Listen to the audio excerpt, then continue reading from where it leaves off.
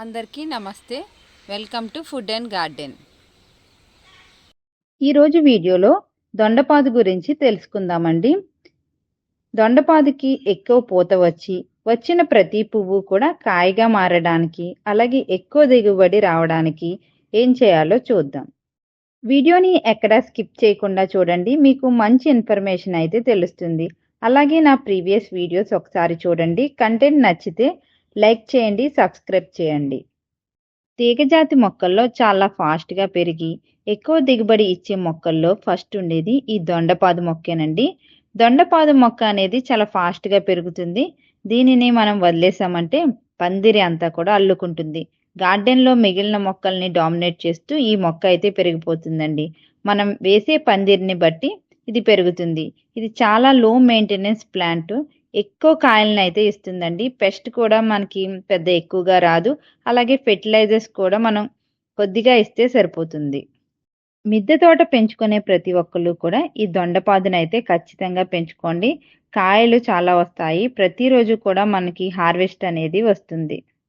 నా దగ్గర పెన్సిల్ దొండ అయితే లేదండి. ఇలా లావుగా కాయ ఉండే దొండ మాత్రమే ఉంది.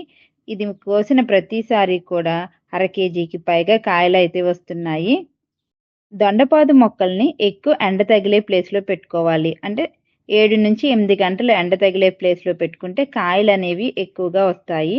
అలాగే సమ్మర్లోను వింటర్లోను కూడా మనకి ఈ దొండపాదు అనేది చాలా బాగా పెరుగుతుంది. ఆ టైంలో కాయలు కూడా ఎక్కువగా వస్తాయి. ఈ దొండపాదుకి ఎక్కువ వర్షాలు ఉంటే నచ్చదండి. ఎక్కువ వర్షాకాలంలో ఈ దొండపాదు మొక్క సరిగ్గా పెరగదు.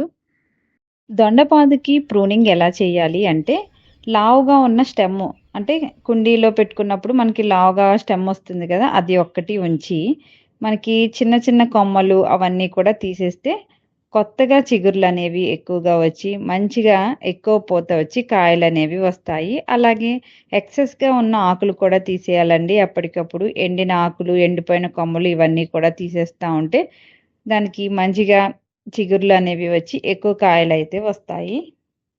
కుండీలో ఉన్న మట్టిని లూజ్ చేయాలండి. ఎవ్రీ 15 డేస్కి ఒకసారి ఇలా మట్టిని గుల్ల చేసుకోవడం వల్ల ఈ రూట్స్కి మంచిగా ఆక్సిజన్ అనేది తగిలి మొక్క అనేది చక్కగా పెరుగుతుంది. అలాగే ఈ దొండపాదుకి ఎక్కువగా వాటర్ కూడా ఉండాలండి. అప్పుడే మొక్క అనేది చక్కగా పెరుగుతుంది.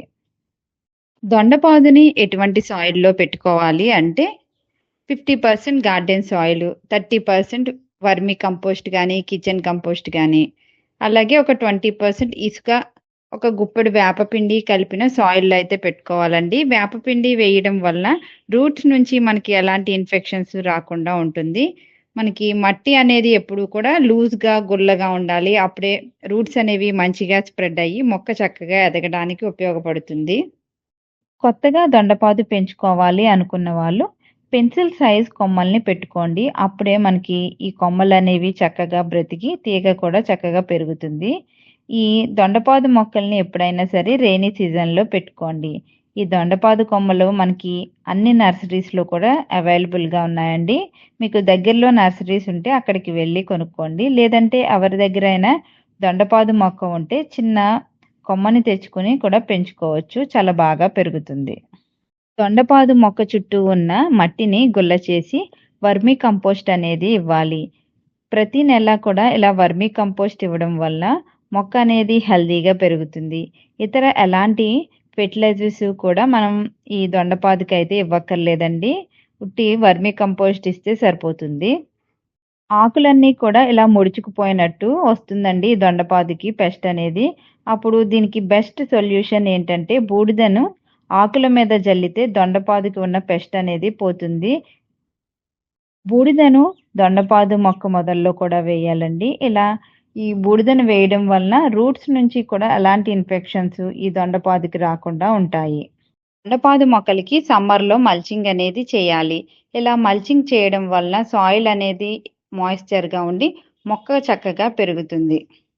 దొండ మొక్కలకి కొన్నిసార్లు పూత అనేది చాలా తక్కువగా వస్తుంది. అలాగే కాయలు కూడా రాలిపోతూ ఉంటాయి. ఇలా జరుగుతున్నప్పుడు మనం ఏం చేయాలి అంటే చాలా బెస్ట్ టిప్ అండి, బూడిదను జల్లండి. ఈ బూడిద అనేది ఆర్గానిక్ మెటీరియల్, మనకి ఈజీగా దొరుకుతుందండి. ఈ బూడిదను మొక్క అంతా కూడా మనకి దొండపాదు మొక్క అంతా కూడా జల్లడం వల్ల పూత చక్కగా నిలబడి మనకి కాయలు కూడా వస్తాయి. ఈ దొండపాదు మొక్కలకి ఎండిన ఆకులన్నీ కూడా తీసేయాలి. అలాగే ఈ పాదుకి ఎక్కువగా ఆకులు కూడా వస్తాయండి. ఎక్కువ ఆకులు కూడా ఉంచకుండా కొన్ని ఆకులనేవి తీసేస్తూ ఉండాలి. అలాగే ప్రతి 15 రోజులకి ఒకసారి నీమ్ ఆయిల్‌ని స్ప్రే చేయాలి. 5 ఎంఎల్ నీమ్ ఆయిల్‌ని తీసుకొని ఒక స్పూన్ విమ్ లిక్విడ్ యాడ్ చేసుకొని 2 లీటర్స్ వాటర్‌లో డైల్యూట్ చేసి మొక్క అంతా తడిచేలాగా స్ప్రే చేయడం వల్ల పెస్ట్ అనేది పోతుంది. దొండపాదుని ఎటువంటి కుండీలో పెట్టుకోవాలి అంటే ఇది తీగజాతి మొక్క కాబట్టి మనం కాస్త వెడల్పుగా ఉన్న కుండీలో పెట్టుకుంటే చక్కగా పెరుగుతుందండి. కాస్త లోతు ఎక్కువగా ఉండి వెడల్పు ఎక్కువగా ఉన్న కుండీలో పెట్టుకోవాలి. మనకి పెద్ద సైజు గ్రో బ్యాగ్ అంటే రెక్టాంగులర్ గ్రో బ్యాగ్స్‌లో అయితే చాలా బాగా పెరుగుతాయి. అలాగే రూ. 100 టబ్స్ పెద్ద సైజు ఉంటాయి కదా! వాటిలో అయినా పెట్టుకోండి. మీకు తీగ కూడా చక్కగా పందిరంతా కూడా అల్లి ఎక్కువ కాయలనేవి వస్తాయి. దొండపాదుకి పందిరి అనేది కంపల్సరీగా వేసుకోవాలండి. మనం నిలువు పందిరి అయినా వేసుకోవచ్చు. లేదంటే పైన పందిరి అయినా వేసుకోవచ్చు. మనం పందిరి వేసే దాన్ని బట్టి మనకి కాయలు కూడా ఎక్కువగా వస్తాయి.